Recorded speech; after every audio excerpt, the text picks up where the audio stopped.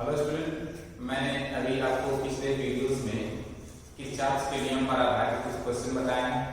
इसके बाद कुछ व्हीटस्टोन सेतु और कुछ विभव मापी पर आधारित आपके क्वेश्चन हैं जो परीक्षा में कई बार आए हुए हैं। उसमें से मैंने आपको एक क्वेश्चन यहाँ पर सिलेक्ट किया है।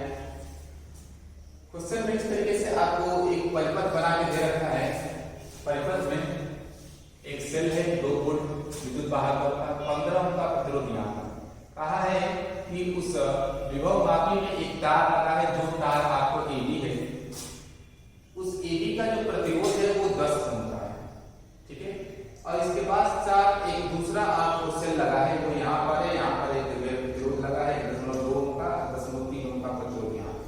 इससे होता हुआ एक गैल्वेनोमीटर उन्होंने लगाया और गैल्वेनोमीटर को A से B के बीच में इधर टच कराते हुए वो पा रहे हैं कि इस बिंदु O पर लाकर यदि हम टच करा रहे हैं तो बिंदु O पर पहुंचते ही इस गैल्वेनोमीटर का विक्षेप 0 होगा, या कह सकते हैं कि ये जो स्थिति है OA वो शून्य विक्षेप की स्थिति है। ठीक है, तो कह रहे हैं कि ये उन्होंने इस तरीके से सब कुछ बना दिया है। उनका ये आपको क्वेश्चन है कि जो है अगर शून्य विक्षेप की स्थिति है तो शून्य विक्षेप की स्थिति में O और A की लंबाई क्या है। ठीक है, कहीं पर O से इधर उधर कराएं तो O पर ये शून्य विक्षेप की स्थिति, तो कह रहे OA कितना होगा। सेकंड वो पूछ रहे हैं कि जो तार AB है उसकी विभव प्रवणता क्या है। दो चीजें हमको निकालनी है। ठीक है, अब चूंकि अगर हम दिमाग में ऐसे सोचे कि हम यहाँ पर जब टच करा रहे हैं तो उस समय शून्य विक्षेप की स्थिति, मतलब ये कि गैल्वेनोमीटर की जो नेट धारा है वो क्या होगी, शून्य नेट धारा। मतलब ये देखिए एक बैटरी जो यहाँ पर लगा है, ये भी स्विच ऑन है, इसका भी स्विच ऑन है, तो इसके कारण जो धारा बह रही होगी वो यहीं से निकल जा रही है। दिमाग में बस इतना रखें क्योंकि नेट धारा शून्य, इसमें कोई धारा नहीं है, ये सोच लीजिए। इसमें भी जो धारा निकल रही है यहीं से जाकर यहीं आके यहीं खत्म, मतलब यहाँ से शुरू हुई, यहाँ से निकली, यहाँ पर तभी अगर ये दोनों कंडीशन हो जाए, ये इसमें से धारा निकली ऐसे आई फिर यहाँ गई, तो हमारा गैल्वेनोमीटर का विक्षेप क्या होना चाहिए, शून्य। ठीक है, तो हम जब इस तरीके से हो रहा है तो मान लें कि ये हमारा दो परिपथ बना। परिपथ नंबर 1 यहाँ पर है और परिपथ नंबर 2 हमारा यहाँ पर है। ठीक है, अब चलिए सबसे पहले हम निकालें कि प्राथमिक परिपथ में कितनी धारा आ रही है। तो प्राथमिक परिपथ की धारा को I1 बराबर लेंगे तो क्या होगा, E/R इक्विवेलेंट। ठीक है, E हमारा कितना है, 2 वोल्ट। R इक्विवेलेंट देखें तो यहाँ से चल रहे हैं A से B तक 10 ओम है और 15 ओम यहाँ, ये कितना होगा 2/25 बराबर कितना 0.08 एम्पीयर। तो इस सेट के कारण इसमें जो धारा बह रही है 0.08 एम्पीयर की होगी। ठीक है, अब हमको क्या निकालना है, देखिए चूंकि A और B के बीच की जो तार है इसका विभव प्रवणता निकालना। विभव प्रवणता निकालने का सूत्र मैंने बताया था, K बराबर होता है V/L। ठीक है, अब चलिए तो हम देख सकते हैं कि पहले हम निकालने के इसके सिरों का विभवांतर V कितना होगा, तो V बराबर क्या होगा, IAB में बहने वाली धारा इनटू RAB। IAB कितना है 0.08 और RAB कितना है 10 बराबर कितना 0.8 वोल्ट। हमको A और B के सिरों का बीच का विभवांतर पता लग गया। ठीक है, अब देखिए हमको पता है कि विभव प्रवणता क्या होती है, V 10.8 वोल्ट और L बताया गया कितना मीटर है, 1 मीटर। देखिए यहाँ मैंने लिखा है L 1 मीटर है, तो 8/1 बराबर कितना 10.8/1 करेंगे 10.8 वोल्ट प्रति मीटर। ये क्या है, विभव प्रवणता का मात्रक होता है, वोल्ट प्रति। ठीक है, तो इस तार AB की प्रवणता कितनी आ गई 10.8 वोल्ट प्रति मीटर। चलिए AB की विभव प्रवणता पता लगे। सेकंड हमको निकालना है तो OA कितना है। चलिए देखिएगा OA की हम बात करें तो यहाँ पर सेल के साथ ये शून्य विक्षेप की स्थिति में है, तो यहाँ पर जो सेल का जो विद्युत वाहक बल होगा, देखिए क्योंकि G गैल्वेनोमीटर का विक्षेप शून्य है तो द्वितीयक परिपथ में जो धारा होगी वो सिर्फ 1.5 वोल्ट इनके कारण होगी। ठीक है, अब चलिए तो पहले हम इसमें धारा हम निकाल लेते हैं। धारा निकालने की वजह भी हम बता रहे हैं। चलिए द्वितीयक परिपथ में का जो है धारा निकालने के लिए किसकी आवश्यकता है, इसके द्वितीयक परिपथ का नेट प्रतिरोध का 1.2 प्लस 0.3 बराबर 1.5। धारा I2 कितनी होगी, ये नेट E/में नेट प्रतिरोध 1.5/1.5 1.5 बराबर 1 एम्पीयर, यानी इसके कारण जो इसमें धारा होगी वो कितनी भी होगी 1 एम्पीयर। ठीक है, अब चलिए देखिए 1.5 जो वोल्ट है ये सेल है, क्योंकि यहाँ पर गलनमीटर को हमने यहाँ तक जोड़ा है, तो जोड़ने के कारण जो हम कह रहे हैं कि ये अविच्छेदित है। तो जितना इनके सिरों पर जो विभवांतर आएगा, क्योंकि इसके साथ ये किस क्रम में होंगे, समांतर क्रम, तो जो यहाँ का विभवांतर होगा वही आपको जो है OA के सिरों के बीच का विभवांतर होना चाहिए। ठीक है, तो चलिए अब हम इस विभवांतर को निकालने की कोशिश कर रहे हैं। देखिए 1.5 वोल्ट का जो सेल है, इसके सिरों पर जो विभवांतर होगा वही OA के सिरों पर विभवांतर होगा। ठीक है, और ये विभवांतर किसके बराबर होगा, तो ये आपको विभवांतर V बराबर होता है, ये आपका होता है ये OA के सिरों पर जो है विभवांतर। ठीक है, तो OA के सिरों पर विभवांतर हमको निकालना है, ये होगा 0.3 गुणे A। देखिए वो कैसे, देखिएगा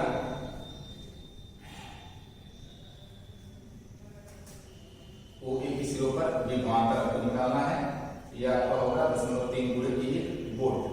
देखिए विभव प्रवणता की बात करें तो विभव प्रवणता आपको यहाँ पे थी 0.3 गुणे A बराबर 0.3 वोल्ट।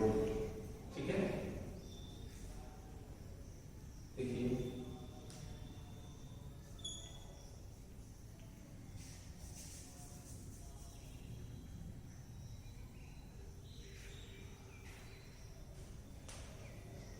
यहाँ पर है, देखिए ये सेल है, इसके सिरों पर विभवांतर जो होगा वही सेल पर होगा। तो ये विभवांतर है प्रतिरोध है 0.3, तो विभवांतर V बराबर होता है I इंटू R। ठीक है, R कितना है 0.3 है और I कितना है 1 एम्पीयर है, तो ये कितना आ जाएगा 0.3 वोल्ट। 0.3 वोल्ट यहाँ है, 0.3 वोल्ट यहाँ होगा और 0.3 वोल्ट यहाँ पर भी होगा, क्योंकि इसके साथ ये समांतर क्रम में है और शून्य विक्षेप की स्थिति है। तो जो यहाँ का देखिए मैंने विभवमापी जब मैं बता रहा था तो मैंने यही बताया है कि शून्य की विक्षेप की स्थिति में सेल के सिरों का विभवांतर ही इसके सिरों के विभवांतर के बराबर है। ठीक है, तो हम लिख सकते हैं कि इनके सिरों का विभवांतर कितना है 0.3, और देखिए विभवांतर V बराबर क्या होता है, विभव प्रवणता इंटू इसकी लंबाई। देखिए इसी सूत्र से K बराबर V बाई S। जब हमको यहाँ का विभव पता लगा तो K इक्विवेलेंट कर देंगे, तो यहाँ का विभव इसी के इक्विवेलेंट होना चाहिए। तो देखिए OA बराबर क्या हो जाएगा, देखिएगा 0.3 बटे में K, 0.3 और K का मान यहाँ पे हमने निकाला है, यहाँ पर K बराबर 0.5, सॉल्व करेंगे 3/8 मीटर, यानी लिख सकते हैं OA बराबर 0.375 मीटर। इनको सॉल्व करेंगे सेंटीमीटर में तो OA कितना आ जाएगा 37.5 सेंटीमीटर। इस तरीके से हम चाहें तो OA की लंबाई को निकाल सकते हैं। ठीक है, नेक्स्ट ये आपका ये क्वेश्चन है, ये भी आपको एग्जाम में कई बार, ये 2 बार आपको एग्जाम में पूछा गया है। 12 वोल्ट की बैटरी है, एक 8 ओम का प्रतिरोध है, 4 ओम यहाँ पे लगा है, यहाँ पर अर्थिंग किए हुए, यहाँ पर अर्थिंग लगा है, हमने जमीन के साथ संपर्कित कर दिया। जब जमीन के साथ संपर्कित होता है यहाँ का विभव तुरंत शून्य बन जाता है, इस चीज का ध्यान रखिएगा। ठीक है ना, क्योंकि पृथ्वी की जो धारिता होती है वो अनंत होती है, तो विभव उसका शून्य होगा। मतलब है कि ये 0 वोल्ट, ये 12 वोल्ट, इन दो बिंदुओं के बीच का विभवांतर कितना हो गया 12 वोल्ट इन्होंने दे रखा है। मतलब ये कि ये आपका उच्च है, करंट इधर से इधर की तरफ आ रही है। ठीक है, सेम थिंग्स ये 0, ये आपको 4 ओम का है, तो जब धारा इसमें आएगी वो 1 एम्पीयर की बता रहा है, तो धारा 1 एम्पीयर की आएगी तो इसके सिरों पर कितना विभवांतर अप्लाई होगा, V बराबर I इंटू R से 4 गुणे VOA बराबर 12 वोल्ट। इसे भी आप VA कर सकते हैं क्योंकि यहाँ का विभवांतर 0 है, तो ये VA आपका यहाँ का 12 वोल्ट का है। VBO उसी नियम से करेंगे, तो VBO यहाँ का विभव 0 है, यहाँ का आपको V है, तो इसको VB लिखेंगे, और VB बराबर क्या होगा I 1 एम्पीयर की धारा जा रही है, तो धारा इंटू प्रतिरोध बराबर 4 वोल्ट। ठीक है, तो VB आपको हो गया 4 वोल्ट। ठीक है, अब देखिए VB पता लग गया, VA पता है, तो इसके सिरों का विभवांतर तो आप इतनी निकाल सकते हैं ना, VA माइनस VB बराबर VAB। VA आपको 12 वोल्ट है, ये आपको 4 वोल्ट है, तो ये आपको सॉल्व कितना आएगा 8। तो यहाँ का जो विभवांतर होगा कितने का है 8 वोल्ट का। तो देखिए विभवांतर आ गया तो आप प्रतिरोध निकाल सकते हैं, तो V बराबर क्या होता है I इंटू R। तो ये V 8 वोल्ट का है, I कितना है 1 है, हमको R निकालना है, तो R बराबर कितना आ जाएगा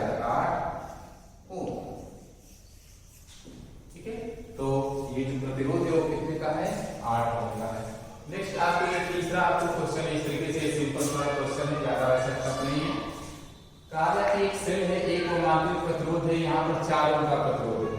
पहले ये बाहर एक प्रतिरोध 8 ओम का है, ये इसके साथ जोड़ा नहीं है समांतर में। तो कह रहे कि इस कंडीशन में इसकी सिरों का विभवांतर जरा हमको बताइए, इसमें धारा बताइए। तो सिंपली देख सकते हैं धारा I बराबर E अपन R इक्विवेलेंट होता है। R इक्विवेलेंट करेंगे जब ये जोड़ा नहीं गया है R, तो 4 ओम ये हो गया और 1 ओम ये हो गया, लेकिन 5 ओम होंगे। तो E बराबर R इक्विवेलेंट से 10/5 बराबर 2 एम्पीयर। तो अब हमको इसकी सिरे का विभवांतर निकालना है। तो VAB बराबर E माइनस IR से लेंगे तो ये आपको आएगा 8 वोल्ट। VAB बराबर E माइनस IR से। दूसरे में कह रहे हैं कि अगर हम 8 ओम का प्रतिरोध इसके साथ समांतर क्रम में जो ही जोड़ते हैं, तुरंत इसकी जो धारा है वो बदलकर यहाँ पर मैंने लिखी है 8 ओम जोड़ने पर धारा 3 एम्पीयर की हो जाएगी। मतलब ये कि समांतर क्रम में यहाँ पर जो ही जोड़ रहे हैं इसके साथ, इसमें धारा कितनी की हो जा रही है, 3 एम्पीयर। अगर ऐसा हो गया तो पूछ रहे कि ये R कितना होगा। तो कितने ओम का हम जोड़ेंगे कि धारा जो है 2 एम्पीयर से बढ़कर 3 एम्पीयर की होगी। चलिए इसको निकालने के लिए देखिए सिर्फ ये R ओम इसके साथ समांतर क्रम में है और ये दोनों मिलकर इसके साथ श्रेणी क्रम में। पहले इन दोनों का R इक्विवेलेंट निकालेंगे। तो सूत्र है R1 R2 बटे में R1 प्लस R2 से। तो सॉल्व करेंगे तो ये आएगा और इनके साथ 1 ओम जो है श्रेणी क्रम में, तो इनको श्रेणी क्रम में जोड़ेंगे और इनको जब सॉल्व करेंगे तो 4 प्लस R का मल्टीप्लिकेशन 1 में करेंगे तो ये 4R प्लस 4 प्लस R बटे में होगा 4 प्लस R। सॉल्व करेंगे तो 5R plus 4 divided upon 4 plus R 4। ये हो गया पूरे परिपथ का पूरे प्रतिरोध। अब ये कह रहे हैं कि जब इस पूरे परिपथ को ले रहे हैं तो जो I इक्विवेलेंट है वो 3 एम्पीयर की। तो धारा I बराबर क्या होगा, E अपॉन में नेट R। देखिएगा नेट R मैंने यहाँ पर रखा है तो ये टर्म ऊपर चला जाएगा। अब देखिए हमने ऊपर ले लिया है 4 प्लस R का गुणा 10 में कर दिया है, तो यहाँ से 40 प्लस 10R और इस 5R प्लस 4 का गुणा कहाँ होगा, 3 में होगा। सॉल्व करेंगे तो इनको 5 3 15 प्लस 4 का गुणा 3 में तो 4 3 12। इनको सॉल्व करेंगे तो इधर उधर करके R की वैल्यू यहाँ से मिलेगी R बराबर 5.6 एम्पीयर। ठीक है, तो इस तरीके से हम चाहें तो R को निकाल सकते हैं। देखिए मैंने आपको यहाँ पर कुछ क्वेश्चन बताए हैं जो आपको परीक्षा के पॉइंट ऑफ व्यू से ये भी आपको इम्पोर्टेंट है। इस पर आप जो है सवाल को सॉल्व करें और जो भी समस्याएं हैं हमसे जो है बता सकते हैं। मैं आपको सोल्यूशन देने की पूरी कोशिश करूंगा। धन्यवाद।